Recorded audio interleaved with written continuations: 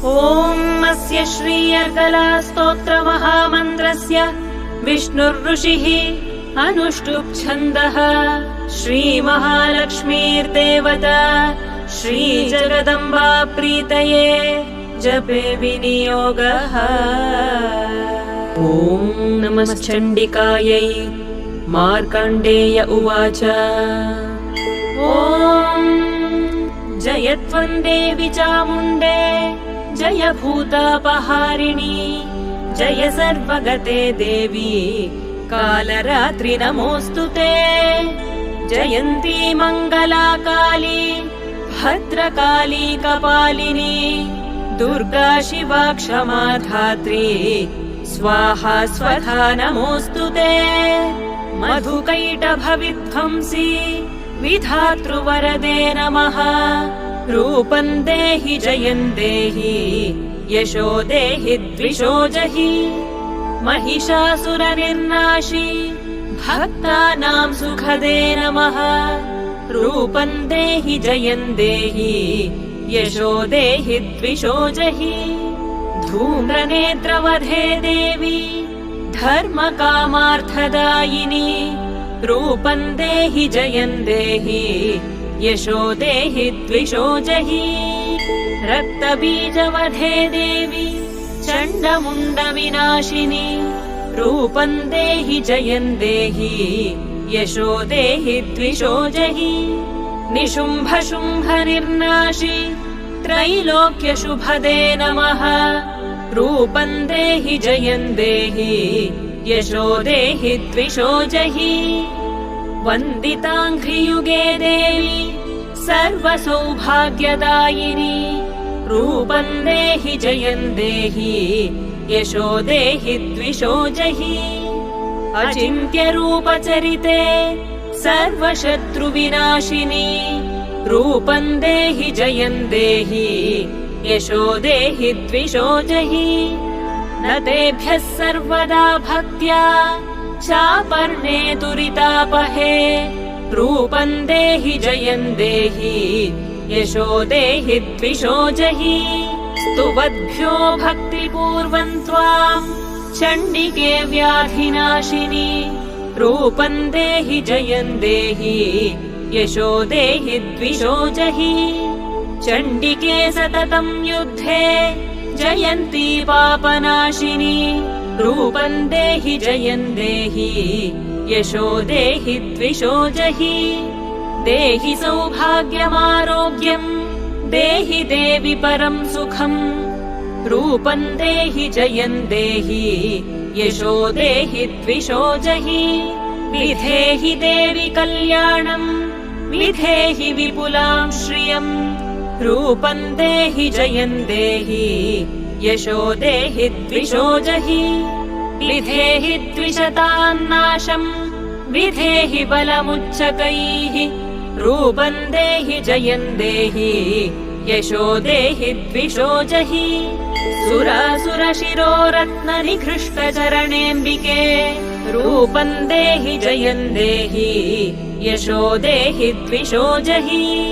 विद्यावन्तं यशस्वन्तं लक्ष्मीवन्तं च मां कुरु रूपं देहि जयं देहि यशो देहि द्विषो जहि।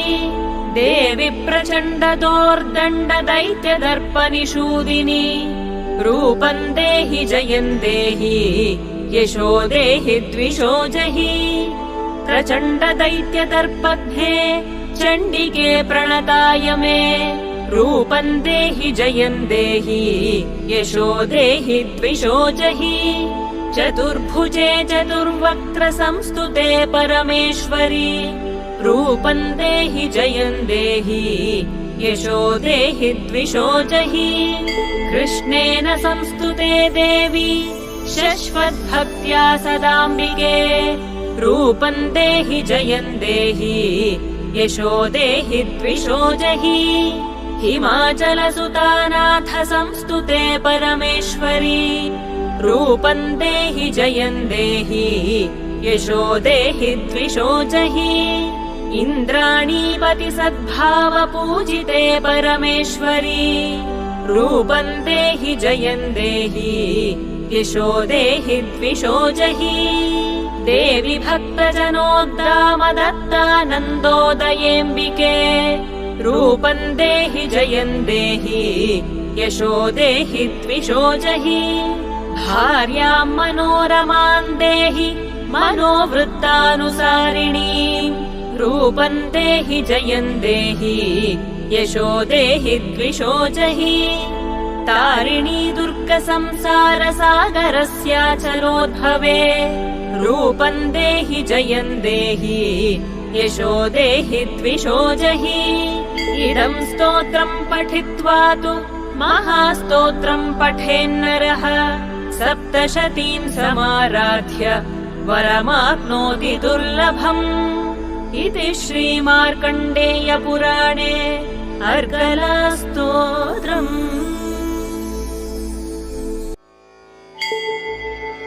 अस्य श्रीकीलकस्तोत्रमन्त्रस्य शिवऋषिः अनुष्टुप्छन्दः श्रीमहासरस्वती देवता श्रीजगदम्बा प्रीत्यर्थे जपे विनियोगः।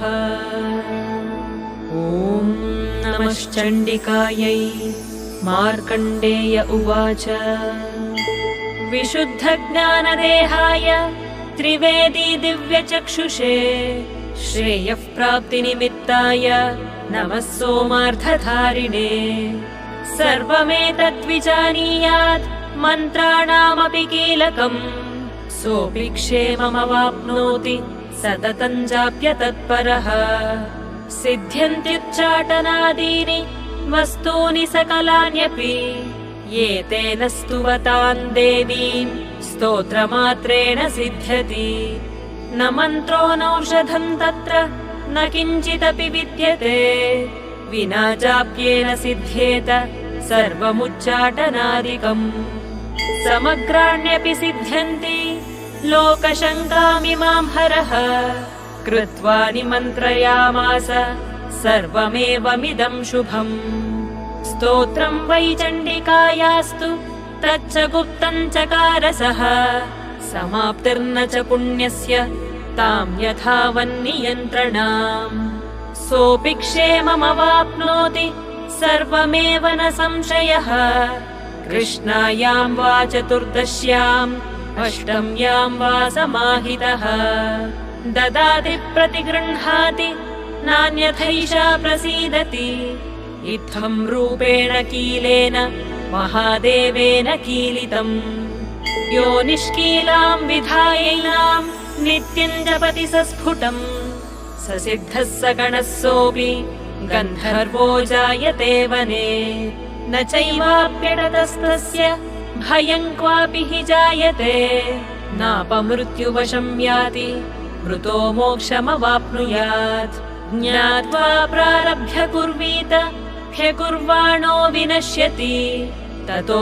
ज्ञात्वैव सम्पन्नम् इदं प्रारभ्यते बुधैः सौभाग्यादि च यत्किञ्चित् दृश्यते ललनाजने तत्सर्वं तत्प्रसादेन तेन जाप्यमिदं शुभम् शनैस्तु जप्यमानेऽस्मिन् स्तोत्रे सम्पत्तिरुच्चकैः भवत्येव समग्रापि ततः प्रारभ्यमेव तत् ऐश्वर्यं यत्प्रसादेन सौभाग्यारोग्यसम्पदः शत्रुहानिः परो मोक्षः स्तूयते सा न किञ्चनैः चण्डिकां हृदयेनापि यस्मरेत् सततं नरः हृद्यं काममवाप्नोति हृदि देवी सदा वसेत् अग्रतोमुं महादेव कृतं कीलकवारणम् निष्कीलं च तथा कृत्वा पठितव्यं समाहितैः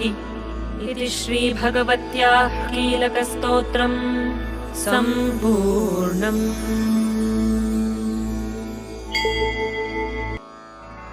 ॐ श्रीगणेशाय नमः। अस्य श्रीचण्डीकवचस्य ब्रह्मा ऋषिः अनुष्टुप्छन्दः श्रीचामुण्डा देवता अङ्गन्यासोक्तमातरो बीजम् दिग्बन्धदेवतास्तत्त्वम् श्रीजगदम्बा प्रीत्यर्थे जपे विनियोगः। ॐ नमश्चण्डिकायै। मार्कण्डेय उवाच यद्गुह्यं परमं लोके सर्वरक्षाकरं नृणां यन्न कस्यचिदाख्यातं तन्मे ब्रूहि पितामह। ब्रह्मोवाच अस्ति गुह्यतमं विप्र सर्वभूतोपकारकम् देव्यास्तु कवचं पुण्यं तच्छृणुष्व महामुने। प्रथमं शैलपुत्रीति द्वितीयं ब्रह्मचारिणी तृतीयं चन्द्रघण्टेति कूष्माण्डेति चतुर्थकम् पञ्चमं स्कन्दमातेति षष्ठं कात्यायनीति च सप्तमं कालरात्रिश्च महागौरीति चाष्टमम् नवमं सिद्धिदात्री च नवदुर्गाः प्रकीर्तिताः उक्तान्येतानि नामानि ब्रह्मणैव महात्मना। अग्निना दह्यमानस्तु शत्रुमध्ये गतोरणे विषमे दुर्गमे चैव भयार्ताः शरणं गताः। न तेषां जायते किञ्चित् अशुभं रणसङ्कटे नापदं तस्य पश्यामि शोकदुःखभयं न हि। यैस्तु भक्त्या स्मृता नूनं तेषां सिद्धिः प्रजायते प्रेतसंस्था तु चामुण्डा वाराही महिषासना। ऐन्द्रीगजसमारूढा वैष्णवी गरुडासना माहेश्वरी वृषारूढा कौमारी शिखिवाहना। ब्राह्मी हंससमारूढा सर्वाभरणभूषिता नानाभरणशोभाढ्या नानारत्नोपशोभिताः। दृश्यन्ते रथमारूढाः देव्यः क्रोधसमाकुलाः शङ्खं चक्रं गदां शक्तिं हलं च मुसलायुधम् खेटकं तोमरं चैव परशुं पाशमेव च कुन्तायुधं त्रिशूलं च शार्ङ्गमायुधमुत्तमम्। दैत्यानां देहनाशाय भक्तानामभयाय च धारयन्त्यायुधानीत्थं देवानां च हिताय वै। महाबले महोत्साहे महाभयविनाशिनी त्राहि मां देवि दुष्प्रेक्ष्ये शत्रूणां भयवर्धिनी। राज्यां रक्षतु मामैन्द्री आग्नेय्यामग्निदेवता दक्षिणेवतु वाराही नैऋत्यां खड्गधारिणी। प्रतीच्यां वारुणी रक्षेत् वायव्यां मृगवाहिनी उदीच्यां रक्षकौबेरी ईशान्यां शूलधारिणी। ऊर्ध्वं ब्रह्माणी मे रक्षेत् अधस्ताद्वैष्णवी तथा एवं दश दिशो रक्षेत् चामुण्डा शववाहना। जया मे चाग्रतस्थातु विजया स्थातु पृष्ठतः अजिता वामपार्श्वे तु दक्षिणे चापराजिता। शिखां मे द्योतिनी रक्षेत् उमामूर्ध्नि व्यवस्थिता मालाधरी ललाटे च भ्रुवौ रक्षेद्यशस्विनी। त्रिनेत्रा च भ्रुवोर्मध्ये यमघण्टा च नासिके शङ्खिनी चक्षुषोर्मध्ये श्रोत्रयोर्द्वारवासिनी। तपोलौकारिका रक्षेत् कर्णमूले तु शाङ्करी नासिकायां सुगन्धा च उत्तरोष्ठे च चर्चिका। अधरे चामृतकला जिह्वायां च सरस्वती दन्तान् रक्षतु कौमारी कण्ठमध्ये तु चण्डिका। घण्टिकां चित्रघण्टा च महामाया च तालुके कामाक्षी चिबुकं रक्षेत् वाचं मे सर्वमङ्गला। ग्रीवायां भद्रकाली च पृष्ठवंशे धनुर्धरी नीलग्रीवा बहिः कण्ठे नलिकान्नलकूबरी। खड्गधारिण्युभौ स्कन्धौ बाहू मे वज्रधारिणी हस्तयोर्दण्डिनी रक्षेत् अम्बिका चाङ्गुलीस्तथा नखाङ्क्षूलेश्वरी रक्षेत् कक्षौ रक्षेन्नलेश्वरी स्तनौ रक्षेन्महालक्ष्मीः मनःशोकविनाशिनी हृदयं ललिता देवी उदरं शूलधारिणी नाभौ च कामिनी रक्षेत् गुह्यं गुह्येश्वरी तथा कट्यां भगवती रक्षेत् जानुनी विन्ध्यवासिनी भूतनाथा च मेढ्रं मे ऊरू महिषवाहिनी जङ्घे महाबला प्रोक्ता सर्वकामप्रदायिनी गुल्फयोर्नारसिंही च पादौ चामित तेजसी पादाङ्गुली श्रीर्मे रक्षेत् पादाधस्तलवासिनी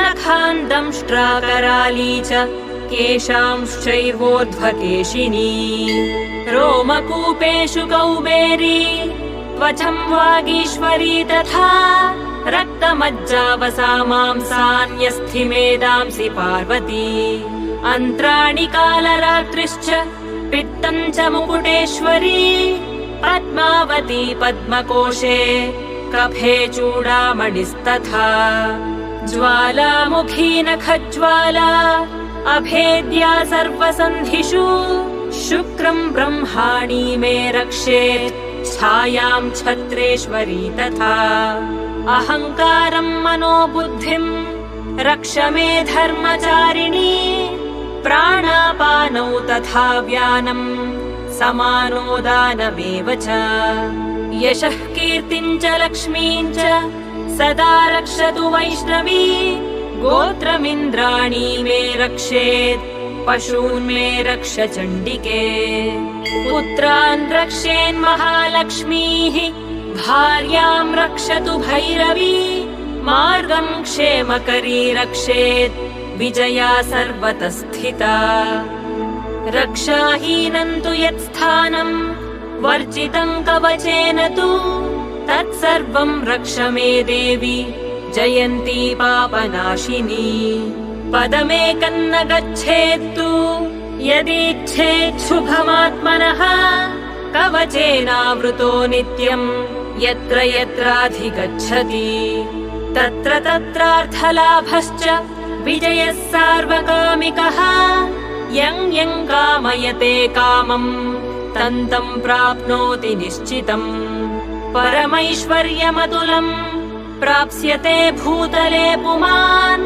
निर्भयो जायते मर्त्यः सङ्ग्रामेष्वपराजितः त्रैलोक्ये तु भवेत् पूज्यः कवचेनावृतः पुमान् इदं तु देव्याः कवचम् देवानामपि दुर्लभम् यः पठेत् प्रयतो नित्यम् त्रिसन्ध्यं श्रद्धयान्वितः दैवी कला भवेत् तस्य त्रैलोक्येऽप्यपराजितः जीवेद्वर्षशतं साग्रम् अपमृत्युविवर्जितः नश्यन्ति व्याधयः सर्वे लूता विस्फोटकादयः स्थावरं जङ्गमं वापि कृत्रिमं चापि यद्विषम् आभिचाराणि सर्वाणि मन्त्रयन्त्राणि भूतले भूचराः खेशराश्चैव जलजाश्चोपदेशिकाः